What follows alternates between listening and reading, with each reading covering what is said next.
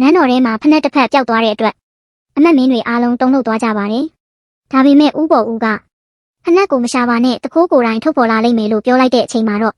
အားလုံးအံ့ဩသွားကြပါတယ်။နေ့စဉ်သင်ခန်းစာပါတဲ့ပုံမြင်တွေတင်ပေးနေပါတယ်။ Subscribe လုပ်ပြီးမလွတ်တမ်းနားထောင်လိုက်ပါခင်ဗျာ။ရှေးကုန်းပေါင်ခေတ်နန်းတော်အတွင်းမှာမင်းမှုထမ်းများအမတ်မင်းများစုပေါင်းပြီး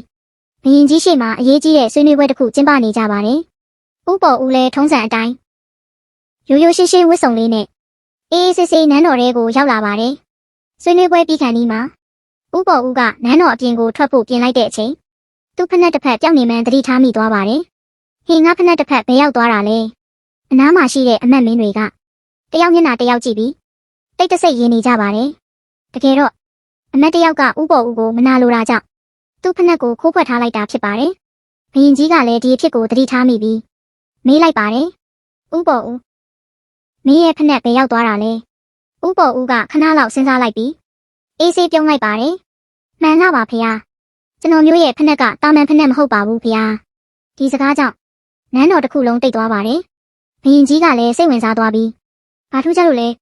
လို့မေးလိုက်ပါတယ်။ဦးပေါ်ဦးကဆက်လျှောက်ပါတယ်။ဒီဖက်နှက်ကဘသူခိုးသွားတယ်ဆိုတာသိတဲ့ဖက်နှက်ပါဖေဟာ။အခုဆိုရင်ဖက်နှက်တစ်ဖက်ကသူ့ကိုခိုးတဲ့လူရဲ့ခေါင်းပေါ်မှာသွားထိုင်နေပါပြီဖေဟာ။အဲ့ဒီစကားကြောင့်အမတ်မင်းတွေအားလုံးလန့်သွားကြပါတယ်။တချို့ကကိုယ်ကောင်းကိုကင်ကြည့်တယ်။တချို့ကဘေးလူကောင်းကိုကြည့်တယ်။ဒါပေမဲ့ဖက်နှက်ခိုးထားတဲ့အမတ်ကတော့ပိုပြီးကြောက်လန့်သွားပါတယ်။တကယ်များငါကောင်းပေါ်သွားထိုင်နေလား။ဆိုပြီးသူမသိလိုက်ပဲသူ့ကောင်းကိုလက်နဲ့ခဏခဏသွားဆန်းနေမိပါတယ်။ဦးပေါ်ဦးကအဲ့ဒီအမူအရာကိုမြင်တာနဲ့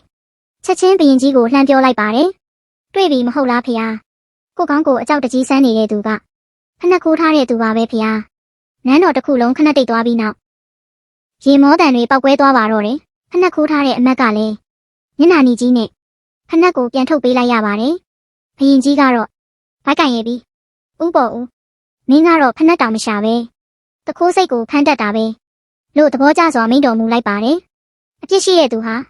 ဘလောက်ဖုံးဖိကိုစူးစမ်းနောက်ဆုံးမှာကို့မူအရာနဲ့ကိုယ်တိုင်ပေါ်လာတတ်ပါတယ်။ဦးပေါ်ဦးရဲ့ဉာဏ်ပညာကိုသဘောကျရင် Subscribe လုပ်ထားပြီးနောက်ထပ်ပြောစရာနန်းတွင်းပုံမြင်တွေကိုဆက်လက်ကြည့်ရှုလိုက်ပါဦးခင်ဗျာ။